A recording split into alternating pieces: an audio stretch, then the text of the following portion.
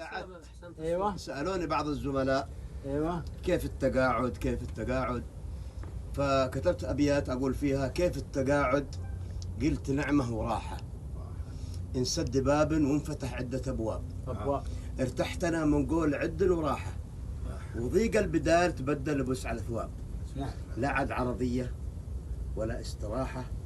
ولا عاد به عذرا ولو كان كذاب، بدلت ضيق الدار بوسع المساحة، فظهر لي ريش وجنح ومخلاب، صرت مثل الطير يرخي جناحه، يكفخ ويعلى ويرتقي كل مرقاب 30 عام وصفتي وسط الساحة، والعسكرية حكمها شريعة الغاب، أحد ما يفرح يوم يطلق صراحة،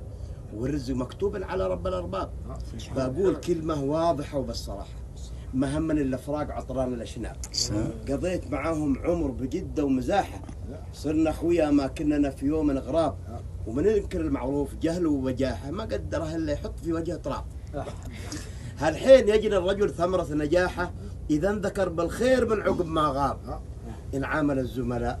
بلطف وسماحة، ويدمح الزلات لو إيش الأسباب، وإن كان مثل الكلب تسمع نباحة ما ينفعه ماله ولو كان جلاب، وصلاة ربي عد سهل وبطاحة على النبي وأهله والأصحاب. صح لسانك صح لسانك.